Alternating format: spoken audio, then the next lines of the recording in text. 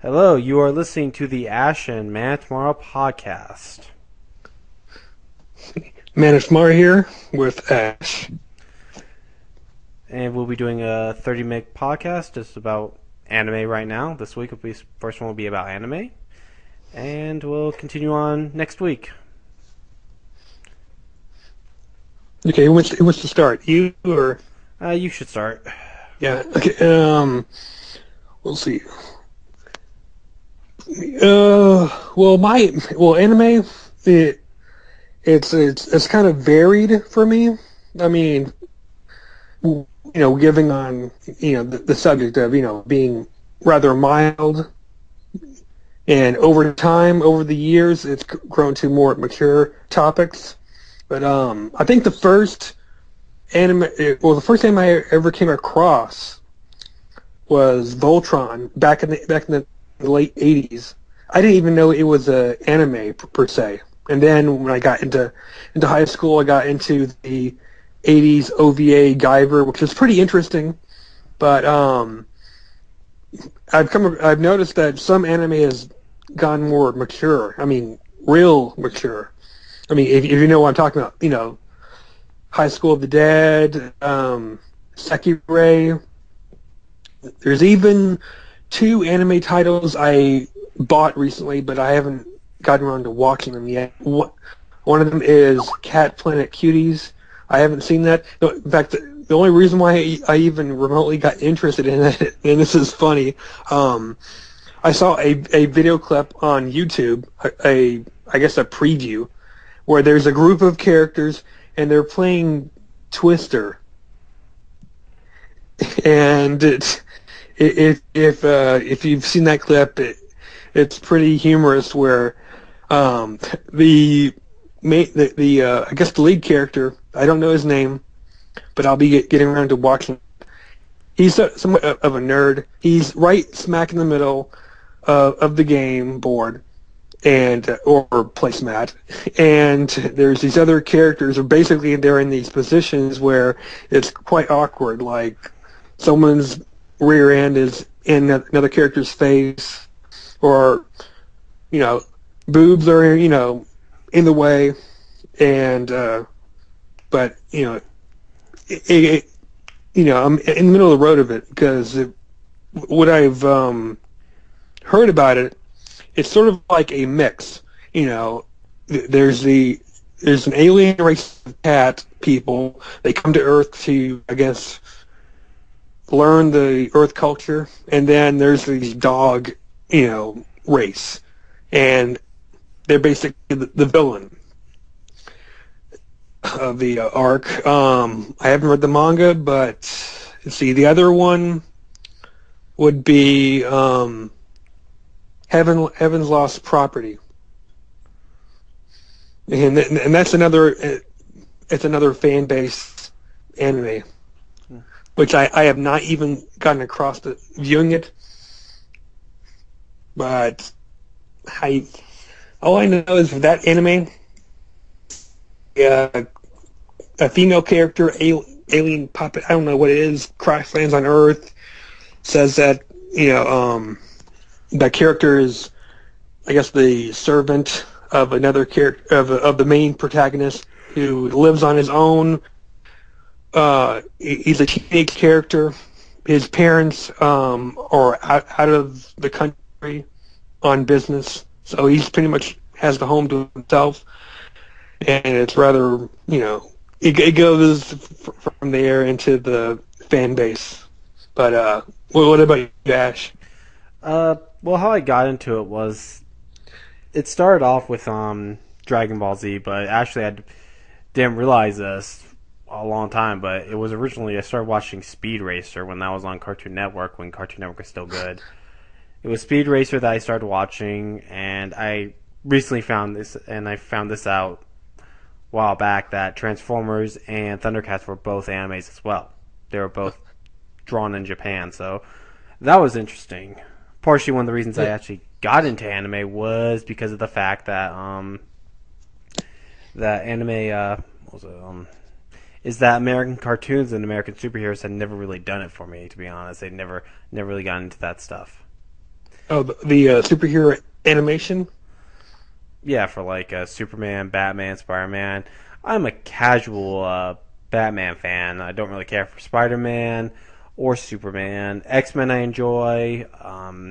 Stuff like that. X-Men, um, uh, Batman. That's one of the things I can enjoy. But American superheroes and general American cartoons, I just really can never get into. Yeah, and then you'll notice that the American style characters of superhero properties, they're going into Young Justice now. I mean, that's seeming more anime style. I've noticed that a bit. But really, what got me into anime was Dragon Ball Z. That was the one that really got me into the area. Into Oh yeah, yeah. That pretty much branched off the whole anime, going into different other aspects of the other titles. there was specifically three though. It was Dragon Ball Z, Sailor Moon, and Pokemon. Those were the original three that really got anime huge. And Yeah. I And then there's also Yu Yu Hakusho, which I also think it also stole a few viewers from Dragon Ball Z. it That's what it I've heard. I could believe it did. It also Dragon Ball Z saved Funimation's ass. I can pretty much put that down that they saved Funimation's ass from going bankrupt. Oh yeah, that's a given. I mean, because it boosted the popularity.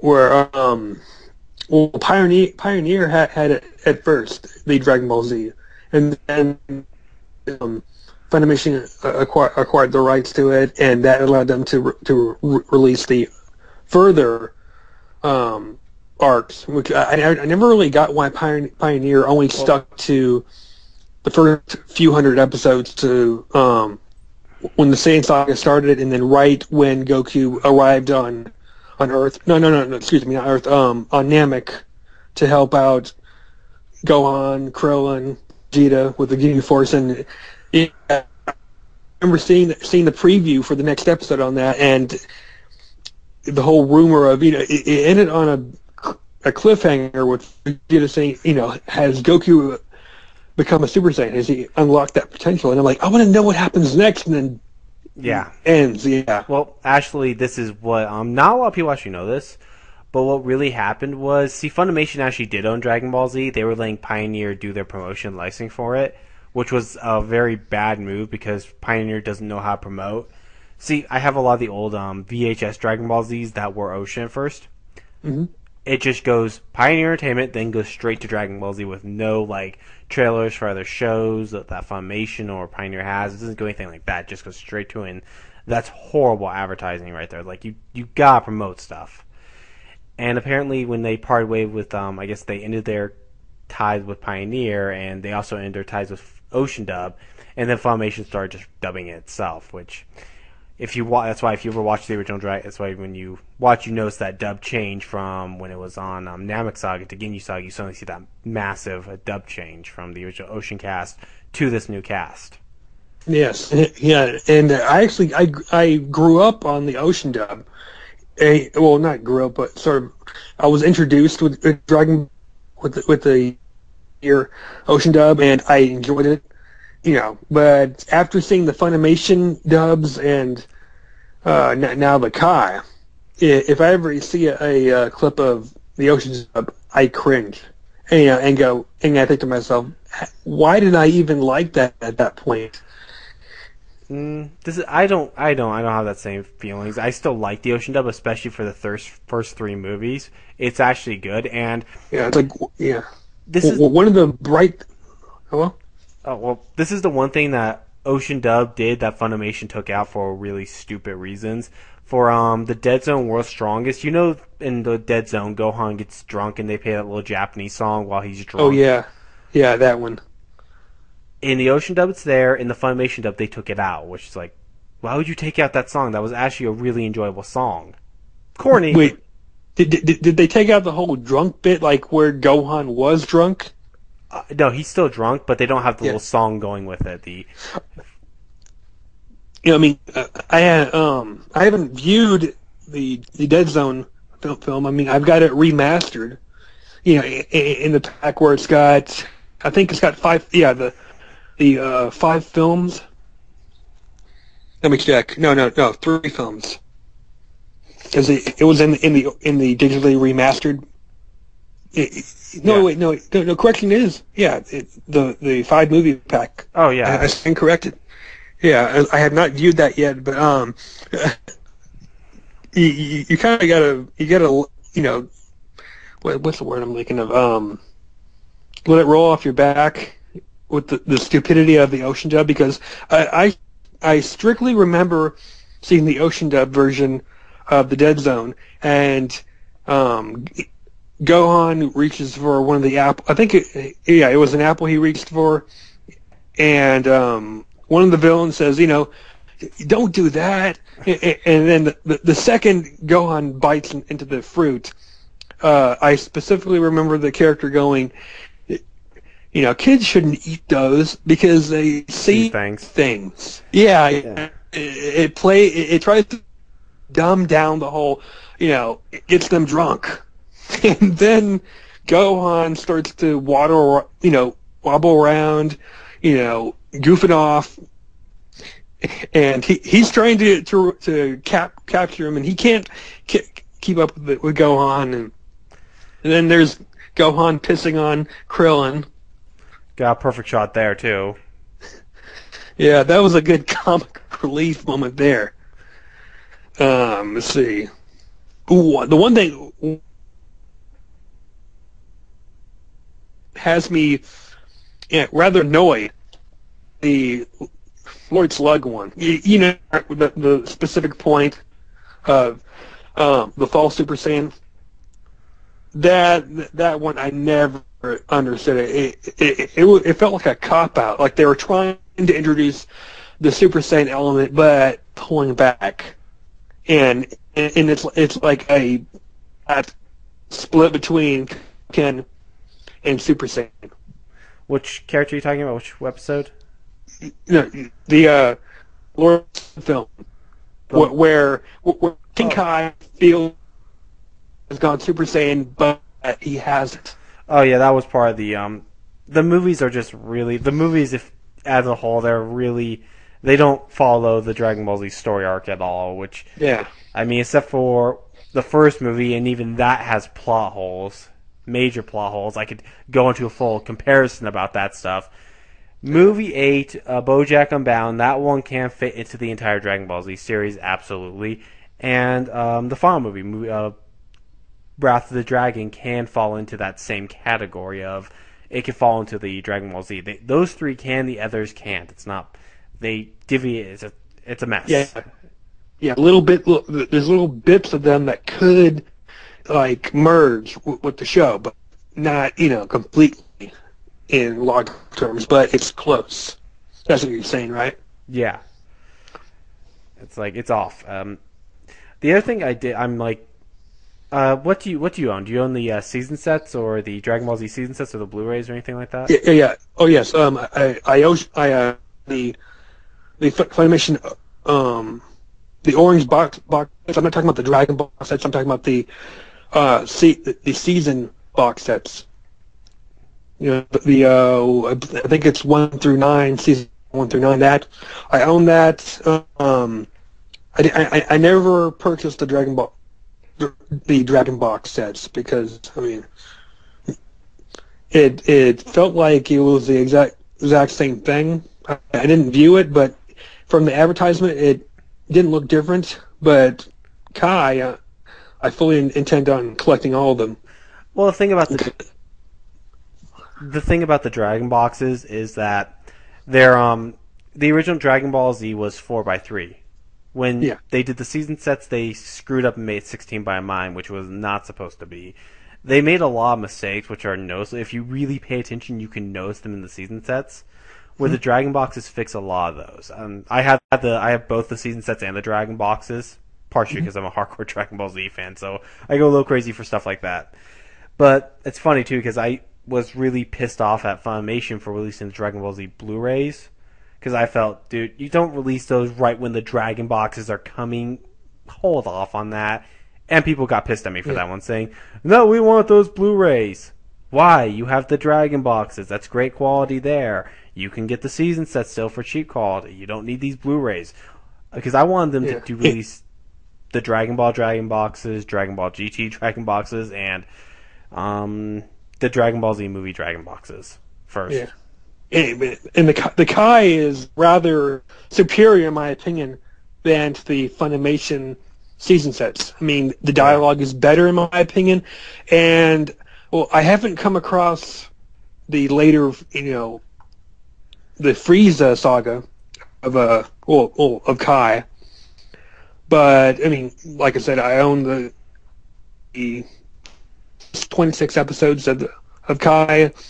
Basically, I've gotten right at the point where Vegeta has just killed Zarbon, so it wrapped up there.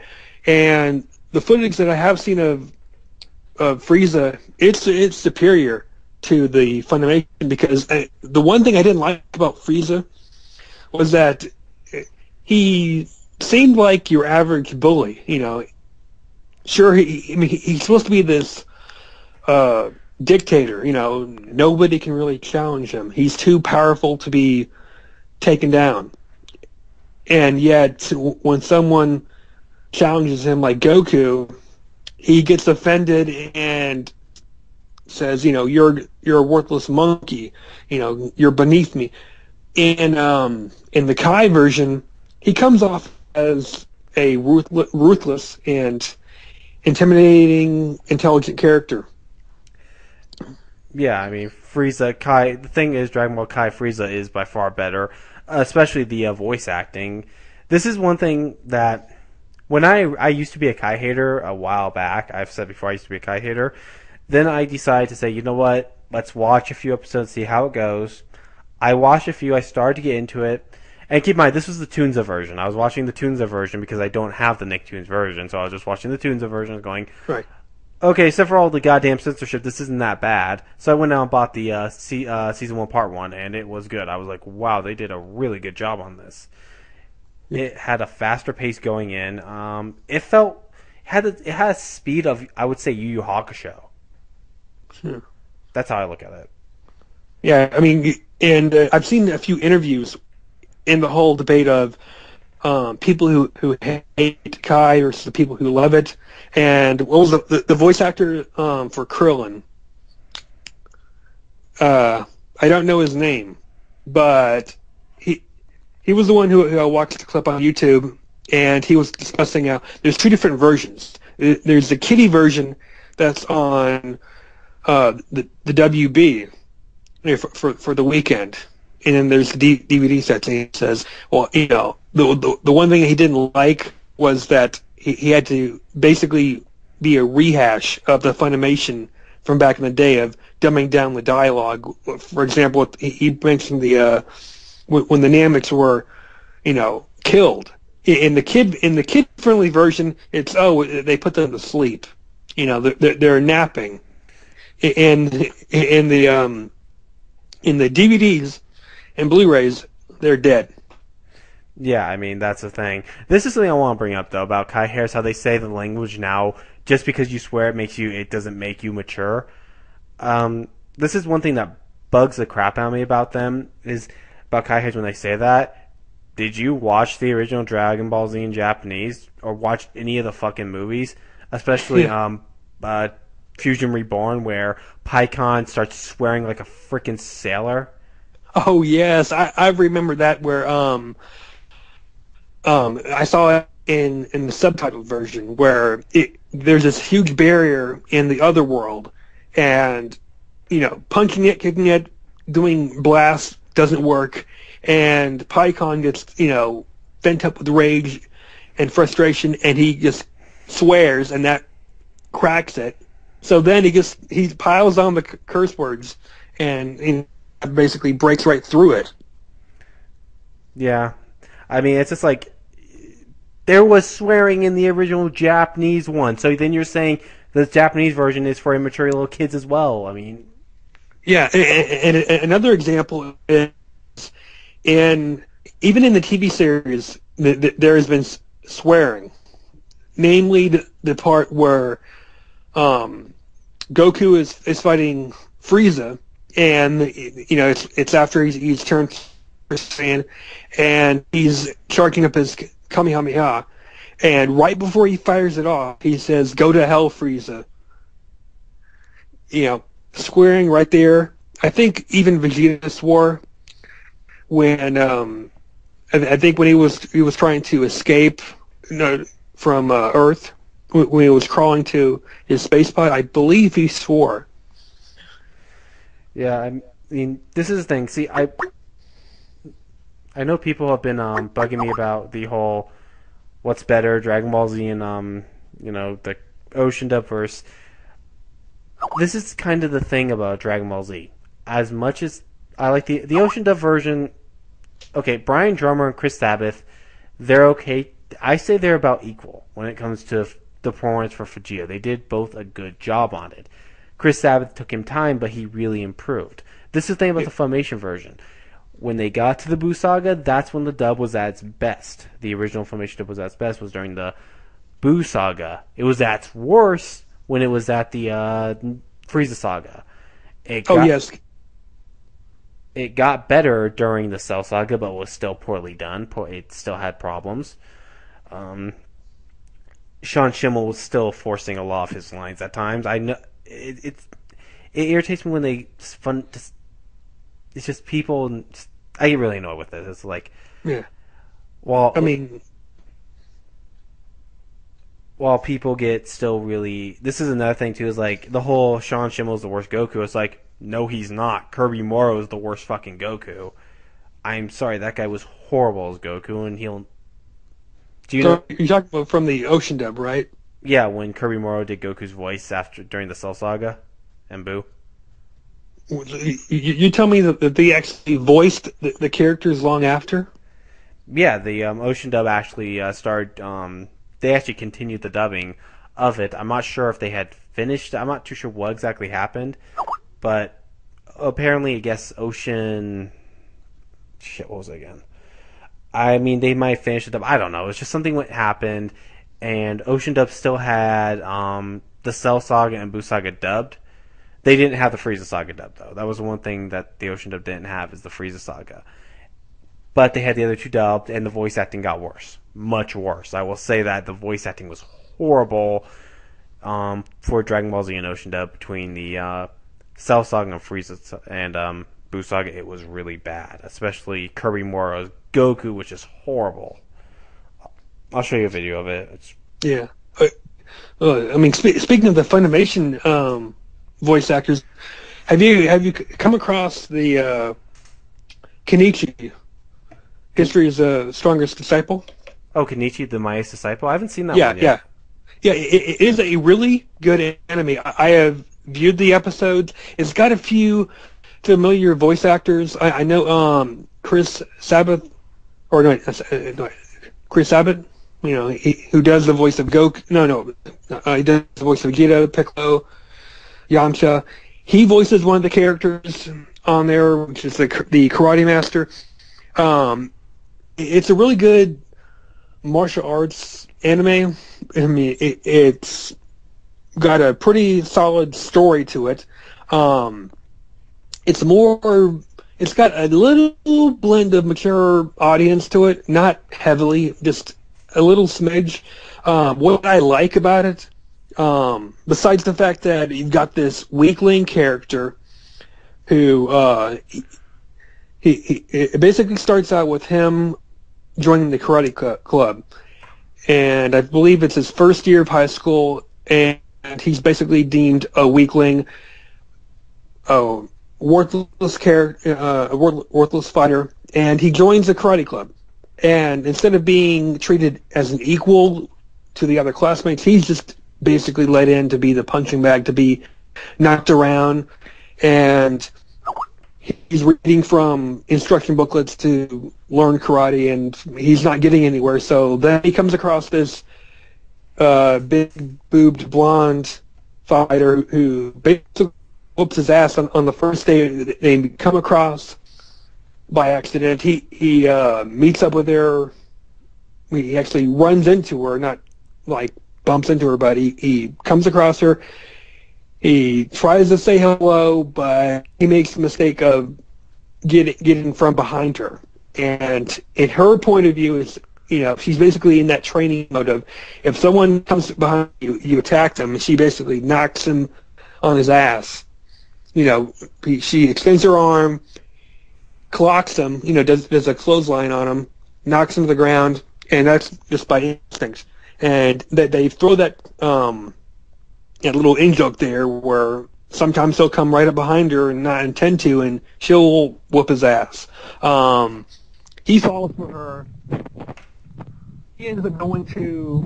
He comes across the dojo where her grandfather runs, and it's basically this is where the whole theme of the show is. You've got kempo artist, sword master, karate expert. The list goes on, and it's thorough training. But it's not simply that attracts me to it. It's the role reversal, where the main character, he's got this little sister, and how the typical thing is having the big brother being protective of the younger sibling. They role reverse that. She's the one who's protective of him. He's madly in love with the granddaughter, but she doesn't really notice that he's around. I mean, they make little hints that she's attracted to him, and he's attracted to her, but there's nothing that's connecting. And he's down in the dumps about it, and she's offended by it. There's one episode where he brings it up. He talks about her at the house, and she goes, "You're still stuck on Blondie," and she hates the fact that he's drawing toward her, that she's got big breasts, and and then there's the father who likes that his son is learning martial arts and trying to stick up for himself, but the rather comedic element with him is that he's got this shotgun. I mean, that every once in a while, he'll just, if some bad news is coming around to where the mother might suspect that the son is not being treated right, the father gets all protective and cue in Sebastian, the shotgun. I mean, it's a rather humorous in-joke. I mean, the wall opens up, gun extends out. You'd have to see it. I mean, it's a really good show. I mean, it's got a central plot that later introduced the backstory of the main character. I don't know if they make a season. Well, they made a season 2, I believe, but I don't know if they're going to go any further than that. The manga goes well beyond where the anime goes, but I highly recommend it. I'm tripping over my words here. I recommend you give it a shot. I mean, check it out. I think all the episodes are on YouTube, and they're on Netflix, I believe. Well, I was gonna watch that one eventually one day when I had. Right now, I'm watching.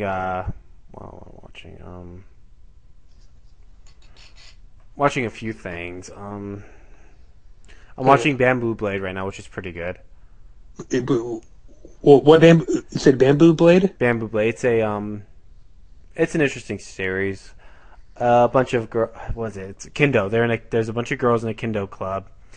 Their master is teaching them. He made a bet with his friend if he can get his 5 girls versus his friend's 5 girls to duke it out in a Kendo match. If he wins, he gets sushi for a year. If his friend wins, he gets a trophy. So it's a good one. It's a really fun one to watch. I'm enjoying it a lot because you got some interesting characters here, which is a nice thing. But yeah, that one. Another one I recommend: Tsubasa Reservoir Chronicles. Yeah, I'll look up those. I don't know if they're on Netflix. Do you have Netflix? Yeah, I have Netflix. I'm not sure if Tsubasa's on there. Bamboo Blade might, but Tsubasa's a good one. You might want to pick that one up on Blu-ray. That one's a fun one to pick up. Yeah, I mean, I'll give it a view on Netflix. Let's see. I have seen High School of the Dead. I recently finished watching the what was it? Rosario plus Vampire. I believe that's named the title. You know, that was a pretty good anime, and right now the one that I am currently watching is I think Kazo no Stigma. I hope that I got that title right. It's centered on this fire-wielding tribe, you know, that can control the power of fire. And there's one character, the main character, which is the black sheep of the tribe, can only wield wind magic. So basically, I've seen a few episodes. It's pretty interesting so far.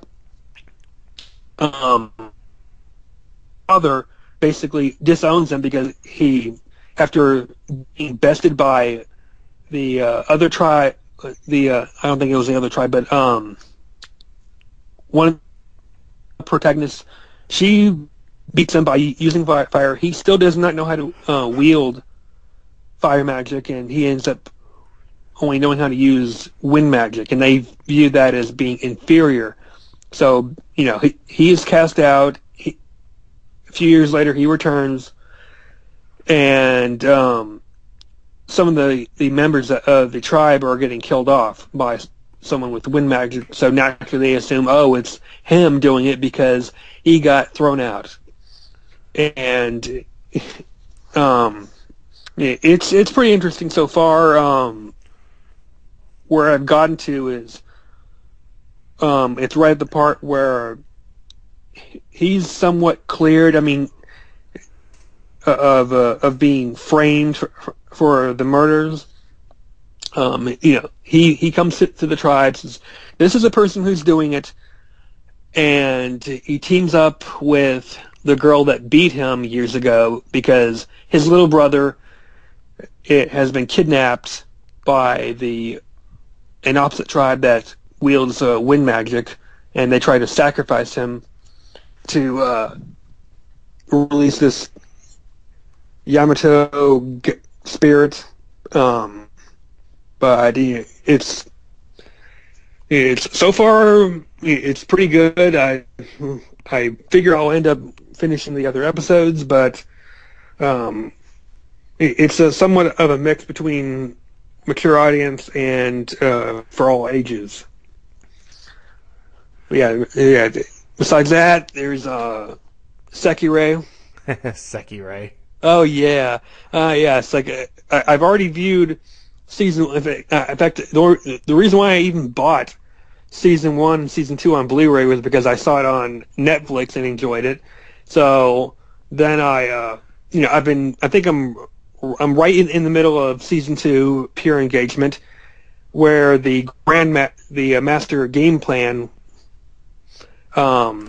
He basically came with this ultimatum rule that, you know, since there hasn't been any fights going on and the final Sekirei had emerged, he sends all the Ashikabis an email saying, you know, you guys, your Sekireis, they have to fight. If they do not fight, you know, I mean, if they don't win at least one fight, they will cease to function.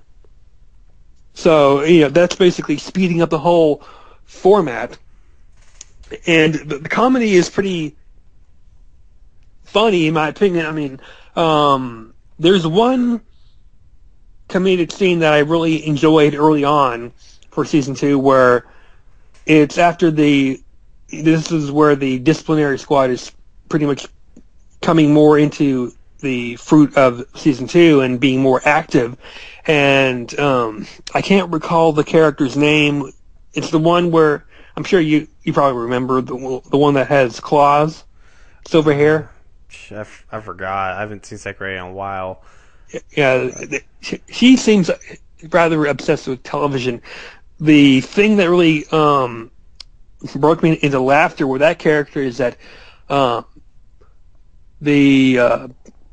other character, the character that got bested by she, I forget. I forgot her name. Yeah, it's the protagonist character. Uh, she's trying to hunt her down to get revenge, and the other characters, she's obsessed with recording her television show. So this is the scene happens in the warehouse where Musabi, I think that's his name, or I'd have to rewatch season 1 to really get the name of the characters. He's been the Oshikabi for the main show has been captured, and another Sekirei shows up who controls wind, and the other disciplinary squad character has him held captive. Basically the two disciplinary squad members, and it cuts to a part where, for a split moment, you think that another character has come in to help, surprising the opposite character, and it's not that at all. The character comes to the realization that I forgot to record my show in HD. I don't know if it was if it was trying to establish that the character forgot to record the program, or if they simply wanted to record in high definition. But that was kind of humorous in my opinion, of turning because I actually thought for a second that, oh right, some of the characters come in to save the day. No, it turned into a comedic moment there. Yeah. Yeah, I mean, I do need to see second season Sekirei, Pure Engagement. I need to watch that one soon.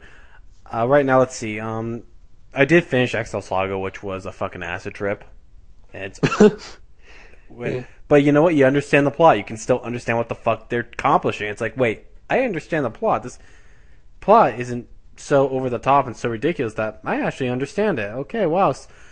XL Saga, you actually have your plot's understandable, surprisingly, because that series is so freaking on drugs. The next, have you seen XL Saga? Are you asking me if I've seen it? Yeah, have you seen it? No, I haven't seen it. Oh, that is a really, really interesting anime. You've probably heard of it, haven't you? Say what? Have you heard of XL Saga? No, I haven't heard of it before. Yeah. Basically, these two girls, one named Excel, the other is a girl who was from another planet who comes down. She dies almost every episode. And no, I'm not kidding. She dies on almost every episode. They work for this one group who's trying to take over the Earth. It's an interesting series. It is. It's like really out there. The next two series I'm going to be picking up. I'm going to finally start picking up One Piece. Getting into One Piece. I'm going to pick up the first part, season 1 part, whatever, a couple weeks. I'm also going to get Blue Gender, and I cannot believe I'm actually going to pick this one up, Lucky Star. Lucky Star. It's like, aside from that, the only anime I haven't seen in a while is Street Fighter 2V, and a while back I got the 20th anniversary edition of Outlander. I did see the VHS version. Like some people actually. You're starting to break up. But the main reason why I say again. You're starting to break up. Oh, yeah. Can I hear? Am I loud and clear now? I can hear you. We're probably gonna have to wrap this up soon. Okay. Yeah. The Outlanders. It's a pretty good sci-fi action, mature audience. I enjoyed it when I saw it on VHS a few years back. I found out it was out on DVD, but I bought it like a couple of months ago. I have not got around to watching it, but I do know that Sean Shamel, who does the voice of Goku, he's voicing the main protagonist, which it's basically centered on this alien warrior chick, Earth, and she starts slaughtering people. And she comes across a I believe his name is Tetsuya, He's a photographer. He's 19. She comes across him, tries to basically, kill him. He takes her picture, which blinds her, and that leads to them basically, she discovers that he's attracted to her, in the way that, what I'm getting at here, that certain reason how she can tell that he's physically, let's just say that she learns very quickly that he's physically attracted to her. And she captures him, takes him on her ship, and this whole crazy idea of she intends to marry him to save Earth because her father wants to destroy the planet. But it's a zany comedy action flick, but I enjoy it. Yeah. Anyways, I just want to do a quick to let everyone know what's going to be for next week. We're probably going to have Darth Sidious Returns on. We tried doing this earlier, but there was something happened, man. Tomorrow, I don't know. We had a bad connection or something. Yeah. It's like I did a disconnection. Yeah, with all three of us. So we're going to try with him next week as well. Anyone else who wants to come on, actually to be a member as well of it. Sailor Samara, I'll send an invite to you if you want to become a member. Who else? That dude with the beard, if he wants to become a member, he can as well. I wouldn't mind having him on. XAM, if you want to come on as a guest, that's fine. Pathogeo, if you come on as a guest, that's fine. You guys all can come on. It's fine. It's not a big deal to me if it's not a big deal to you. Yeah. It would definitely be interesting to have them come on board, and I don't know if the trio podcast thing would, work. I mean, we've tried at least twice, and there's been disconnects, and I don't know. Still trying to figure it all out. Yeah, it's been a lot of shit. Patrick Geofried, Neo GameSpark, and Zam, they managed to pull it off. So maybe they can text with them and can find out how they managed to get it to work, because their conversations came out perfectly clear. Hopefully ours came out pretty decent. Yeah, well, I'll take a look at everything. But also, the 3 Wall, you can come on too. And the Wall 200. If anyone else who's interested in coming on, let me know. If you have a Skype account, just let me know, and we'll see what happens. All right. But anyways, we're gonna wrap this up. Anything else, man, tomorrow? Yeah. Anything else you want to add? Say again? Is there anything else you want to add, or we good? Not really. I mean, we'll try to get another one done next week. I mean, depends on when all three of us are free, or whoever is available at the time. All right, then. But you've been listening to the new podcast we're doing. We'll be doing mini topics, except for race, religion, and politics. Those are the only topics we won't be touching. But anyways, this is Ash. And this is Manoftomorrow. We'll see you next time. So long. Later.